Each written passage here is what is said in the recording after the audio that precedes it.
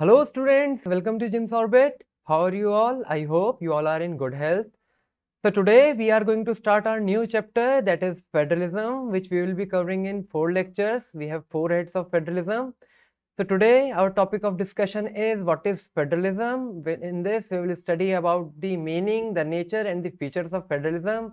उसके बाद हम नेक्स्ट लेक्चर में पढ़ेंगे what makes India federal country, then फिर हम पढ़ेंगे how is federalism practised and lastly हम पढ़ेंगे व्हाट इज डिसेंट्रलाइजेशन। तो आज के टॉपिक के लिए शुरू करते हैं फेडरलिज्म के मतलब के साथ, फेडरलिज्म का नेचर और फेडरलिज्म का features. So let's get started. तो लास्ट चैप्टर में हमने पढ़ा था कुछ पावर शेयरिंग पढ़ा था हमने, और पावर शेयरिंग में जब हमने फॉर्म्स ऑफ पावर शेयरिंग पढ़ी थी तो हमने देखा था कि 2 तरीके की पावर शेयरिंग होती है, जिसमें एक हॉरिजॉन्टल पावर शेयरिंग है और एक वर्टिकल पावर शेयरिंग है। तो हॉरिजॉन्टल पावर शेयरिंग क्या थी? हॉरिजॉन्टल पावर शेयरिंग थी कि गवर्नमेंट के डिफरेंट ऑर्गन्स के कुछ काम होते हैं जिसको वो एग्जीक्यूट करते हैं। जैसे 3 ऑर्गन्स थे गवर्नमेंट के, लेजिस्लेचर था, एग्जीक्यूटिव था, जुडिशरी था। और फिर हमने देखा था vertical power sharing. Vertical power sharing में हमने देखा था कि गवर्नमेंट के 3 ऑर्गन हैं।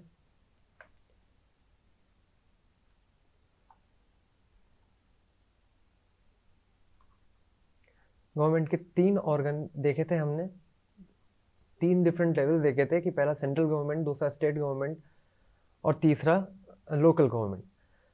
तो फेडरल स्ट्रक्चर इसी पे बेस्ड है। Federal structure relates to the vertical sharing of power among different level of government. So what is federalism, what is federal structure? तो it is a system of government in which power is divided between a central authority and various constituent unit of the country।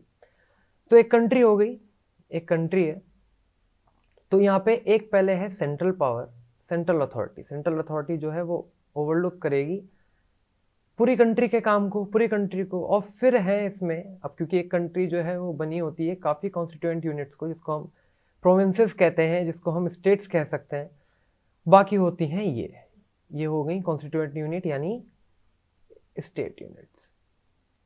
तो federal structure में होता है कि जो system of government होता है उसमें पावर जो है वो 2 तरीके से डिवाइड होती है। एक होती है सेंट्रल अथॉरिटी के पास, एक होती है स्टेट यूनिट्स के पास, यानी various constituent units that make up the country. So the power is divided between 2 levels, one at national level and one at the state level. Next, तो सबसे पहले हमें पता चल गया कि in federalism there are 2 levels of government, one is central government as we saw and second is provincial और state government.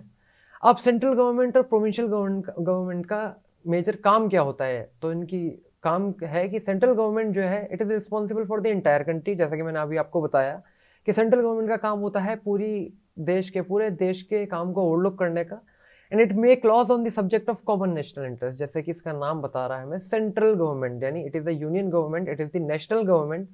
तो इसका काम होता है पूरे देश के को ओवरलुक करना, पूरे देश के लिए लॉ बनाना। तो ये लॉ बनाती है उन सब्जेक्ट्स पे, उन चीज़ों पे लॉ बनाती है जो कि कॉमन नेशनल इंटरेस्ट के होते हैं, यानी जिससे पूरे नेशन का इंटरेस्ट सर्व हो, और वो लॉज बनाती है जो कि पूरे देश के लिए एक हो। जैसे डिफेंस के लॉज हो गए, सिक्योरिटी के लॉज हो गए, ये काम होता है सेंट्रल गवर्नमेंट का। फिर दूसरा डिस्ट्रीब्यूशन ऑफ पावर किस में होता है सेंट्रल गवर्नमेंट के अलावा? दूसरा डिस्ट्रीब्यूशन ऑफ पावर होता है हमारे पास स्टेट गवर्नमेंट में, यानी प्रोविंशियल गवर्नमेंट्स में। स्टेट गवर्नमेंट्स का काम क्या होता है? स्टेट गवर्नमेंट्स लिमिटेड होते हैं अपने स्टेट तक।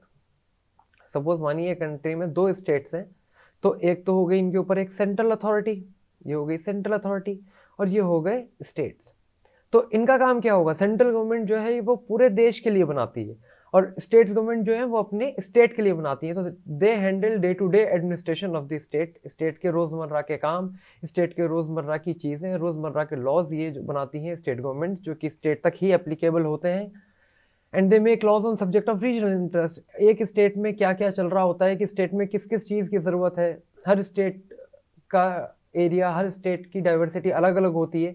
तो ये अपने स्टेट को देख करके उस इंटरेस्ट के हिसाब से लॉज बनाते हैं।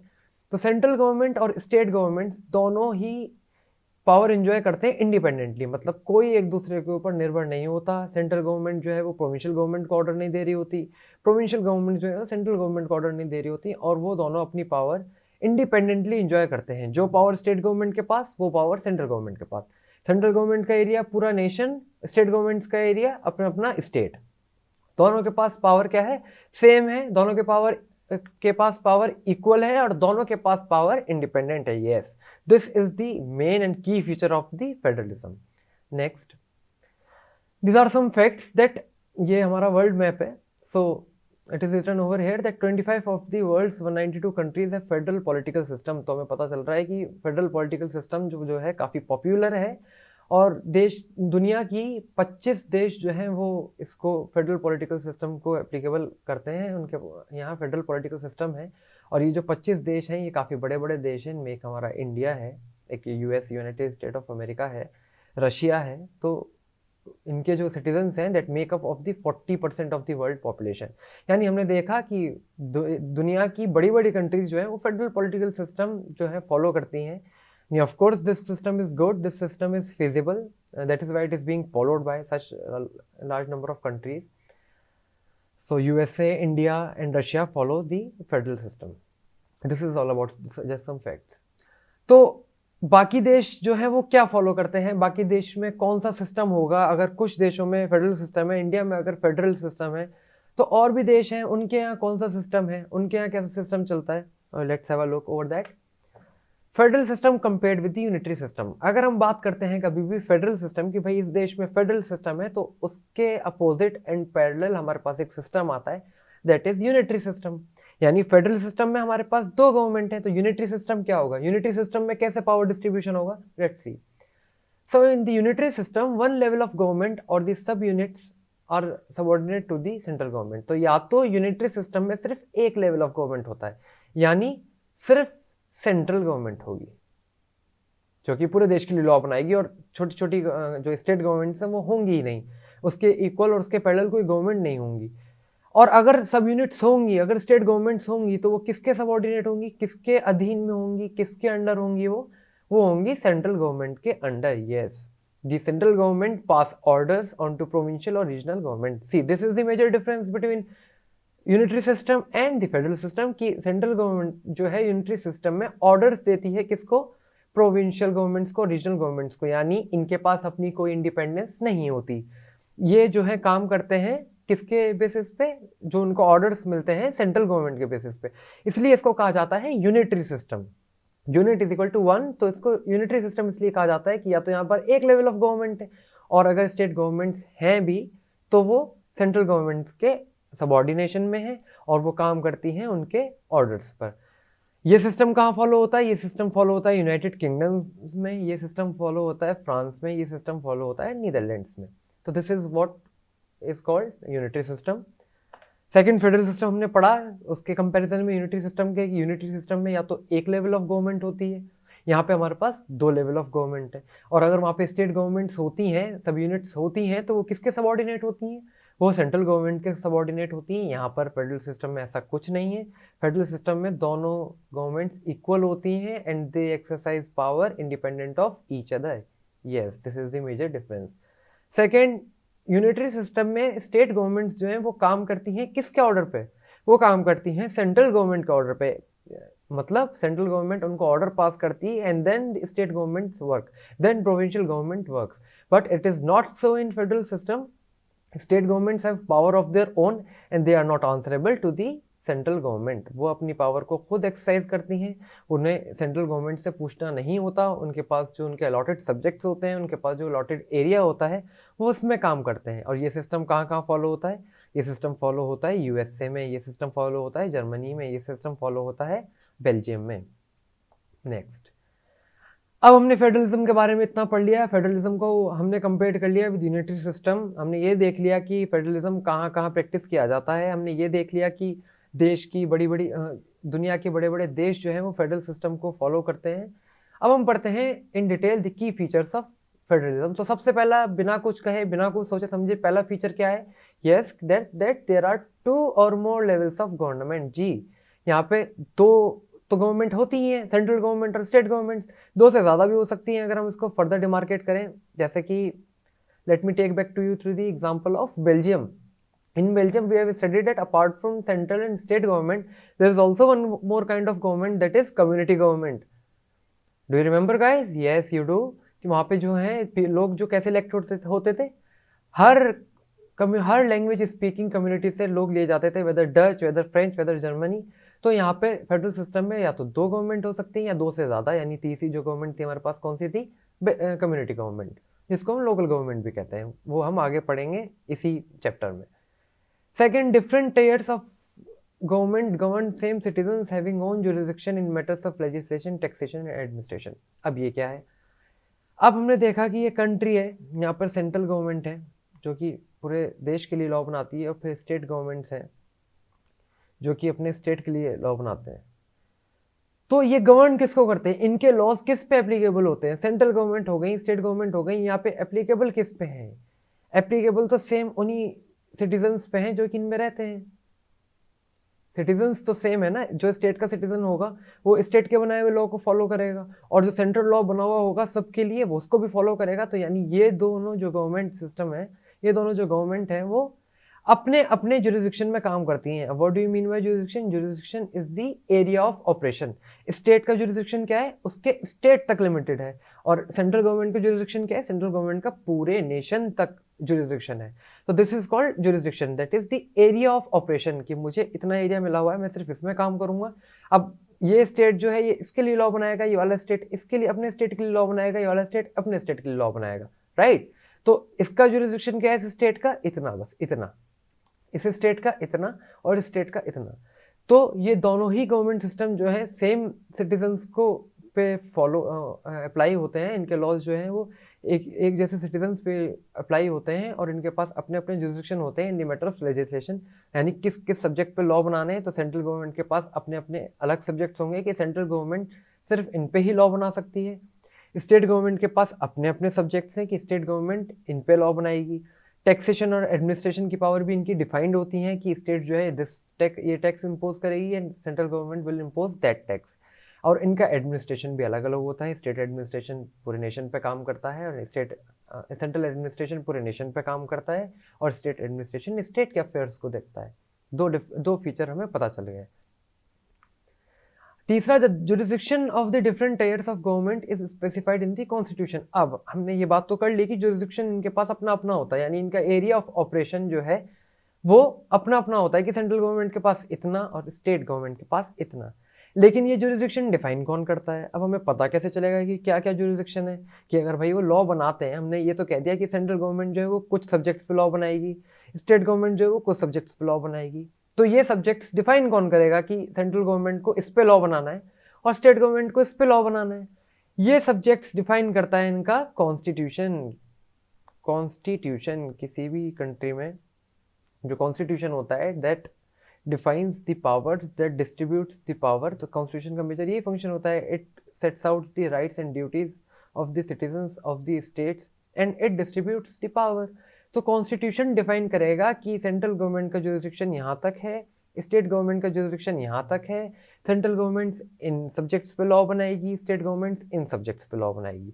So the existence and authority is constitutionally guaranteed. अब स्टेट गवर्नमेंट के पास जो अथॉरिटी है लॉ बनाने की, गवर्न करने की, एडमिनिस्टर करने की, और जो स्टेट गवर्नमेंट्स के पास अथॉरिटी है लॉ बनाने की, गवर्न करने की, एडमिनिस्टर करने की, वो कॉन्स्टिट्यूशनली गारंटेड है, मतलब they are defined by the constitution in very well specified terms. Next 3 feature हमने अभी पढ़ लिए। Next is, this is the most important feature of the federalism, it is the spirit of the federalism, that the fundamental provisions of the government cannot be changed unilaterally by one level of the government. Such changes require consent of the both level of government. अब कुछ features ऐसे होते हैं constitution के जो कि unilaterally मतलब single handedly किसी एक के द्वारा चेंज नहीं किए जा सकते, and that require consent of both level of government. Suppose मानिए कोई एक कॉन्स्टिट्यूशन का फीचर है जिसको चेंज करना है, तो उसको यूनिलैटरली कोई भी गवर्नमेंट, दोनों में से या तो सेंट्रल या स्टेट, चेंज नहीं कर सकते अकेले अकेले चेंज नहीं कर सकते। इन दोनों को आपसी सहमति चाहिए। Consent means to give approval. अगर सेंट्रल गवर्नमेंट को कुछ चेंज करना है तो उसके लिए सेंट्रल गवर्नमेंट को स्टेट गवर्नमेंट्स का अप्रूवल चाहिए रहेगा कि हाँ आप इसको कर सकते हैं या नहीं कर सकते। अगर स्टेट गवर्नमेंट्स कुछ करेंगी तो उन्हें सेंट्रल गवर्नमेंट का अप्रूवल चाहिए रहेगा। तो ये ठीक एकदम उल्टा है किसका, श्रीलंका में जो हुआ, श्रीलंका में क्या होता था, श्रीलंका में जो मेजॉरिटेरियनिज्म था, जो मेजॉरिटी गवर्नमेंट थी वो यूनिलैटरली चेंजेस लाती थी, जबकि बेल्जियम में क्या होता था, ऐसा नहीं होता था। बेल्जियम में कुछ लॉज होते थे जिनको चेंज करने के लिए दोनों कम्युनिटी के कंसेंट की ज़रूरत रहती थी। तो क्यों? क्योंकि बेल्जियम में है फेडरल सिस्टम, और फेडरल सिस्टम में यही होता है कि कोई भी फंडामेंटल प्रोविजन जो है कॉन्स्टिट्यूशन का, वो सिंगल हैंडेडली चेंज नहीं किया जा सकता। उसको चेंज करने के लिए दोनों ही गवर्नमेंट के कंसेंट की ज़रूरत है। जैसे कि मैं आपको एक एग्जांपल देता हूँ, ये इंडिया में फॉलो होता है, that the provision related to the subjects over which union legislature make laws. अब कॉन्स्टिट्यूशन ने कुछ सब्जेक्ट्स लिस्ट आउट कर रखे हैं कि ये इस पे सिर्फ यूनियन लेजिस्लेचर बनाएगी लॉ, यूनियन गवर्नमेंट, और इस पे स्टेट लेजिस्लेचर यानी स्टेट गवर्नमेंट लॉ बनाएगी। अगर इनमें कुछ, इन सब्जेक्ट्स में कुछ बदलाव करना है, यानी कुछ सब्जेक्ट हटाने हैं, कुछ सब्जेक्ट ऐड करने हैं, कुछ सब्जेक्ट इधर से डाल के उधर हटाने हैं, तो उनमें बदलाव करने के लिए कोई भी यूनियन अकेले नहीं कर सकता और स्टेट अकेले नहीं कर सकता। इनमें इन दोनों की आपसी सहमति चाहिए रहेगी। अगर यूनियन कर रहा है तो उसको स्टेट की कंसेंट लेनी पड़ेगी, तभी जा करके वो प्रोविजंस चेंज होंगे। तो ये एक बहुत बड़ा सेफ गार्ड है कि कोई भी प्रोविजन यूनिलैटरली बिना दूसरे की विल के, बिना दूसरे की कंसेंट के चेंज नहीं हो रहा। And this is the key feature of the federalism.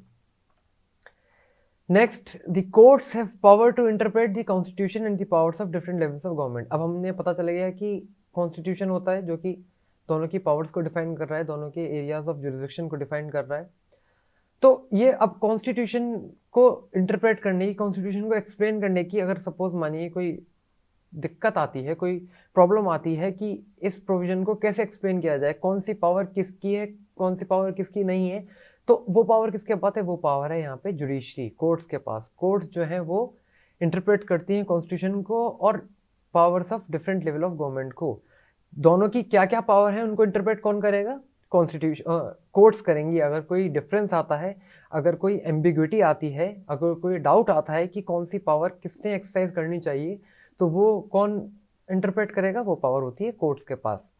अब इंडिया में देखिए, इंडिया में जो है supreme court is the highest court, it is the apex court which is at the centre, और high courts at state. High court जो है वो स्टेट्स में सबसे ऊंची कोर्ट्स होती हैं।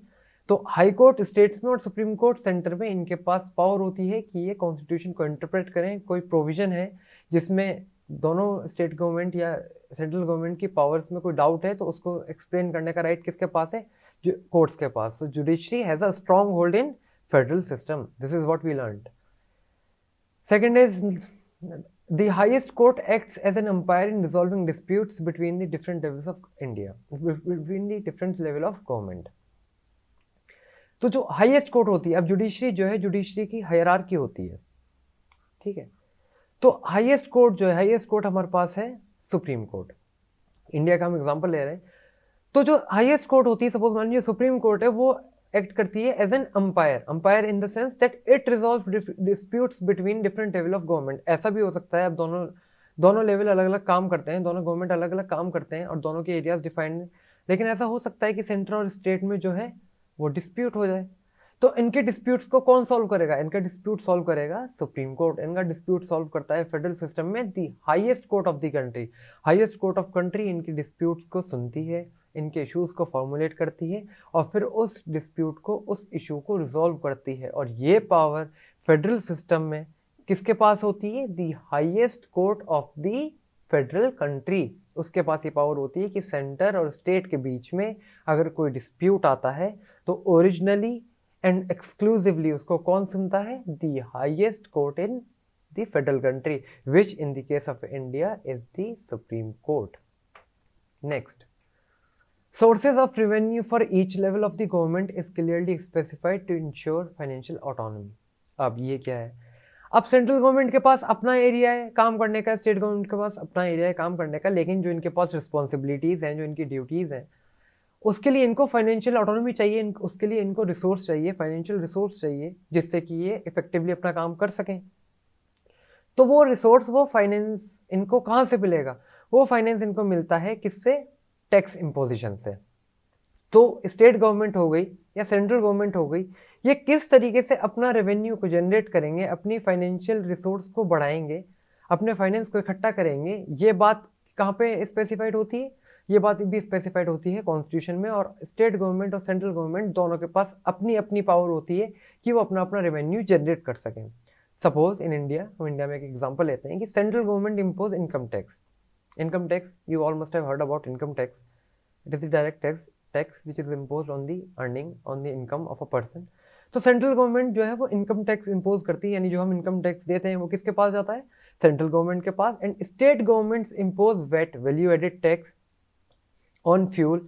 हम कोई प्रॉपर्टी खरीदते हैं उसका हमें प्रॉपर्टी टैक्स देना पड़ता है, हम कोई व्हीकल खरीदते हैं, व्हीकल चलाते हैं, उसका हमें टैक्स देना पड़ता है।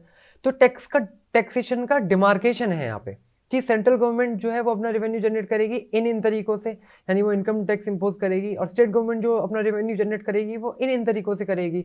वो अपने स्टेट में बिकने वाले फ्यूल पे वैट लगाएगी, वैल्यू एडिड टैक्स लगाएगी, वो प्रॉपर्टी टैक्स लेगी, वो स्टेट व्हीकल्स पे टैक्स लेगी।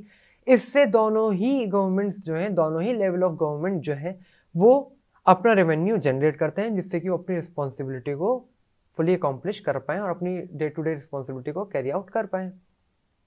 तो इनकी सोर्स ऑफ रेवेन्यू क्लियर है, इनके जुरिसडिक्शन क्लियर है, इनके डिस्प्यूट होते हैं उसको कौन रिजॉल्व करेगा वो क्लियर है, कॉन्स्टिट्यूशन के प्रोविजंस को, इनके पावर्स के डिस्ट्रीब्यूशन को कौन एक्सप्लेन करेगा वो क्लियर है। अब हम बढ़ते हैं आगे ऑब्जेक्टिव ऑफ फेडरल सिस्टम में कि फेडरल सिस्टम के ये फीचर होते हैं। तो फेडरल सिस्टम का ऑब्जेक्टिव क्या होता है? किसी भी सिस्टम का कोई ना कोई ऑब्जेक्टिव, कोई ना कोई एम तो है। तो सबसे पहला एम है इसका to safeguard and promote unity. But obvious aim है ये कि दोनों ही लेवल ऑफ गवर्नमेंट अलग अलग काम कर रहे हैं, लेकिन इनका काम क्या है? काम तो ये सिर्फ एक नेशन में कर रहे हैं ना, तो इनका काम क्या है कि यूनिटी को प्रमोट कर सकें, यूनिटी को प्रमोट कर सकें। जैसे कि सेंट्रल गवर्नमेंट कोई लॉ बनाएगा वो पूरे नेशन पे लागू होगा, स्टेट गवर्नमेंट कोई लॉ बनाएगा वो स्टेट पे लागू होगा। किसका हिस्सा है? वो एक फेडरल कंट्री का हिस्सा है, तो ताकि यूनिटी मेंटेन रह सके, ये पहला काम है फेडरल सिस्टम का। अलग अलग काम करेंगे, मिलजुल के काम करेंगे और एक दूसरे की पावर को इंक्रोच नहीं करेंगे, इंडिपेंडेंट काम करेंगे, तो that will foster and promote unity. Second, to accommodate regional diversity. ये बहुत मेन पॉइंट है, ये बहुत मेन ऑब्जेक्टिव है फेडरल सिस्टम का कि हर अलग अलग स्टेट की हर अलग अलग डाइवर्सिटी होती है, अलग अलग एरियाज होता है, अलग अलग तरीके के लोग होते हैं वहाँ पे, और हर स्टेट के पास अगर अपनी पावर है, ऑटोनोमस पावर है, उसके पास इंडिपेंडेंस है कि वो लॉ बनाए, तो इससे इंश्योर हो रही है रीजनल डाइवर्सिटी कि वहाँ की जो मुद्दे हैं, वहाँ की जो प्रॉब्लम है, उन पे किसी का दखल नहीं है, और वहाँ पे स्टेट जो है वो अपने लॉज बना रहे हैं, वो अपने इशूज़ को खुद रिकॉग्नाइज कर रहे हैं, उनके पास एरिया ऑफ जुरिसडिक्शन है, तो वो अपनी रीजनल डाइवर्सिटी को अच्छे से समझ सकते हैं। तो इससे क्या होता है कि हर स्टेट जो है वो अपने अपने लिए लॉ बना सकता है, तो इससे रीजनल डाइवर्सिटी हर स्टेट की जो है वो एकोमोडेट हो रही है एक कंट्री में। तो क्या ऑब्जेक्टिव हो गए? टू फोल्ड ऑब्जेक्टिव्स हो गए फेडरल सिस्टम के। First is to safeguard and promote unity, but obviously, and second is to accommodate regional diversity. जैसा कि रीजनल डाइवर्सिटी अकोमोडेट करने का हमने एग्जांपल कहाँ देखा था? Yes, you should correlate with the subject. ये हमने देखा था बेल्जियम में। बेल्जियम में हमने देखा था कि फेडरल सिस्टम था, अलग अलग गवर्नमेंट्स थी, तो वहाँ पे जो है रीजनल डाइवर्सिटी बहुत अच्छे से अकोमोडेट हो रही थी। वहाँ पे डच स्पीकिंग और फ्रेंच स्पीकिंग जो कम्युनिटी थी, जो पीपल थे, उनका इक्वल रिप्रेजेंटेशन हो रहा था। एंड व्हाट बेल्जियम में, Belgium follows federal system. So now the picture is getting much clearer and clearer. तो एक आइडियल फेडरल सिस्टम जो होता है उसमें क्या होना चाहिए, क्या फीचर है उसके मेन? तो पहला होता है म्यूचुअल ट्रस्ट। म्यूचुअल ट्रस्ट मतलब आपसी विश्वास कि जो सेंट्रल गवर्नमेंट है और जो स्टेट गवर्नमेंट है उनका आपस में एक दूसरे से ट्रस्ट होना चाहिए। ऐसा ही नहीं कि हर बार जब भी सेंट्रल गवर्नमेंट काम करे या स्टेट गवर्नमेंट काम करे तो इनके बीच में डिस्प्यूट्स ही हो। इनको ऐसे काम करना चाहिए कि सेंट्रल गवर्नमेंट और स्टेट गवर्नमेंट कभी डिस्प्यूट ही ना हो, इनकी पावर अलॉटेड है, इनके पास डिफरेंट एरियाज ऑफ जुरिसडिक्शन है, तो इनको कभी कोई दिक्कत ही ना हो। तो mutual trust is the first की point in the ideal federal system, and second is agreement to live together. However, they both are functioning independently, they both are functioning separately, but they have a mutual understanding to live together। मतलब central government और state government survive तो एक साथ कर रहे हैं ना, यहाँ पे इनकी एग्जिस्टेंस एक दूसरे पर डिपेंड है ना। सेंट्रल गवर्नमेंट लॉ बनाती है, स्टेट गवर्नमेंट लॉ बनाती है, फिर ये दोनों अलग अलग लेवल पर काम करते हैं, लेकिन एक ही कंट्री में ये सब काम कर रहे हैं। तो this is the agreement to live together, यानी they have mutually agreed to work independently and separately. तो एक आइडियल फेडरल सिस्टम में दो चीज़ होना बहुत ज़रूरी है, that is mutual trust and agreement to live together. अगर हम ये ऐसा नहीं है कि अगर हम कह रहे हैं कि सेंट्रल गवर्नमेंट इंडिपेंडेंट काम करेगा, स्टेट गवर्नमेंट इंडिपेंडेंट काम करेगा, तो इनके बीच में कोई आपसी तालमेल ही नहीं होगा, इनके बीच में कोई एग्रीमेंट ही नहीं होगा, ऐसे तो फिर डिस्प्यूट्स होते रहेंगे। ऐसे तो फेडरल सिस्टम का जो ऑब्जेक्टिव है टू प्रमोट यूनिटी, फेल हो जाएगा कंप्लीटली। तो आइडियल फेडरल सिस्टम में म्यूचुअल ट्रस्ट और agreement to live together is the key point. अब हमने फेडरल सिस्टम के बारे में पढ़ लिया हमने ये देख लिया कि कौन कौन सी countries, major countries of the world जो है वो फेडरल सिस्टम को फॉलो करती हैं। अब based on the balance of power, अब हमने देखा ना कि ये सेंट्रल गवर्नमेंट के पास अलग पावर होती है, स्टेट गवर्नमेंट के पास अलग पावर होती है। सेंट्रल गवर्नमेंट अलग एरिया में काम करती है, स्टेट गवर्नमेंट अलग एरिया में काम करती है। अब दोनों के पास कितनी कितनी पावर है? दोनों के पास या तो इक्वल पावर है कि भाई मैं इस पे लॉ बनाऊंगी, तुम इस पे लॉ बनाओगे, बात खत्म। अब या फिर कुछ पावर सेंट्रल गवर्नमेंट के पास ज्यादा है, स्टेट गवर्नमेंट के पास कम है, कुछ पावर स्टेट गवर्नमेंट के पास ज्यादा है, सेंट्रल गवर्नमेंट के पास कम है। This is called balance of power. तो ये अलग अलग होता है, ये हर स्टेट की, हर नेशन की, हर कंट्री के हिस्टोरिकल कॉन्टेक्स्ट की, हर कंट्री में कैसा फेडरेशन फॉर्म हुआ है उस पर डिपेंड करता है। It depends on historical context and it depends on federation.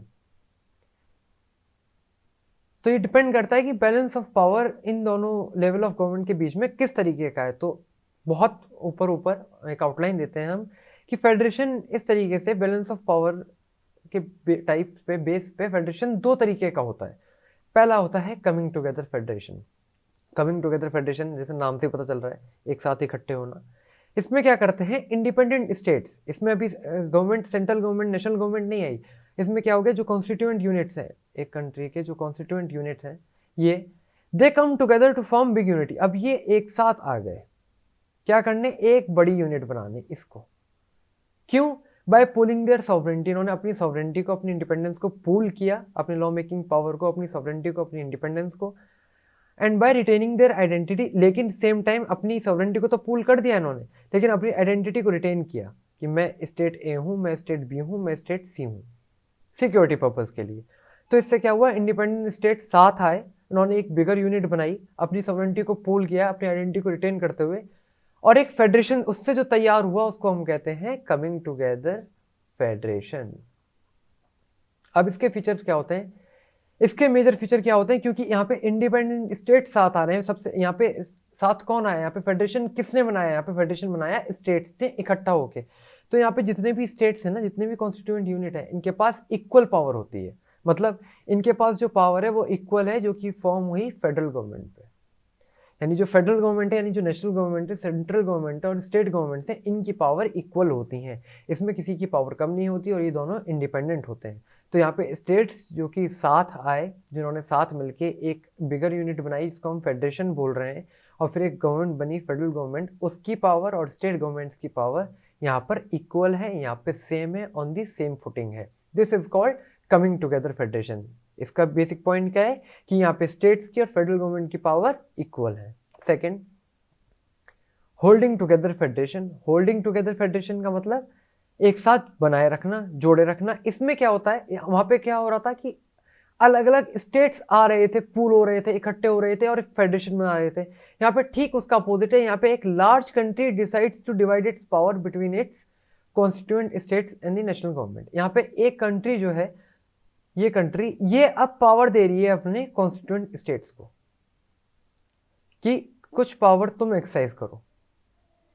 ठीक है, ये एग्जांपल फॉलो होता है कहाँ पे, होल्डिंग टुगेदर फेडरेशन कहाँ पे है, इंडिया में है, स्पेन में है, बेल्जियम में। तो यहाँ पे जो एक लार्ज कंट्री है वो पावर को डिवाइड कर रही है किसमें, कॉन्स्टिट्यूएंट स्टेट्स में और एक नेशनल गवर्नमेंट यानी फेडरल गवर्नमेंट में। इसके फीचर्स क्या क्या होते हैं, क्योंकि यहाँ पर पावर किसने डिवाइड करी, यहाँ पे पावर डिवाइड करी लार्ज कंट्री ने, एक कंट्री ने, सेंट्रल गवर्नमेंट ने।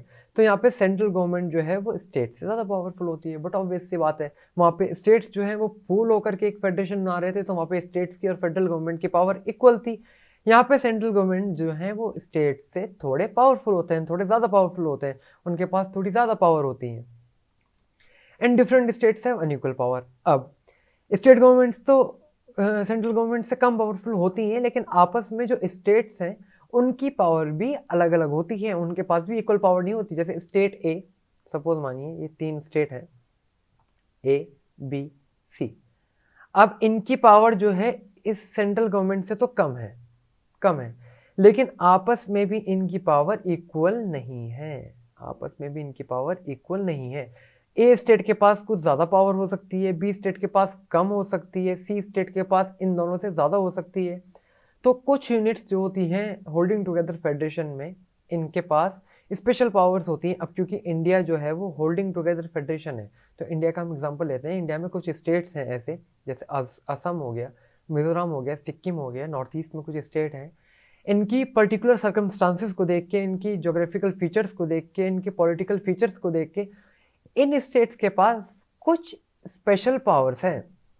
सबसे स्पेशल पावर एक है कि अगर हमें इंडिया में किसी भी स्टेट में जाना होता है तो हम चले जाते हैं, इसके लिए हमें कोई एक्स्ट्रा बॉर्डर क्रॉस करने की, कुछ स्पेशल परमिट की ज़रूरत नहीं है। लेकिन अगर आपको इन स्टेट्स में जाना है तो यहाँ पर एक स्पेशल परमिट बनता है, यानी बाकी स्टेट रेजिडेंट्स ऑफ इंडिया जो हैं वो इन स्टेट्स में अगर जाना चाहेंगे, और भी हैं नॉर्थ ईस्ट में स्टेट्स, तो उनके लिए एक स्पेशल परमिट बनता है। तो ये है, कुछ यूनिट्स के पास स्पेशल पावर्स हैं, कुछ यूनिट्स के पास स्पेशल पावर नहीं है।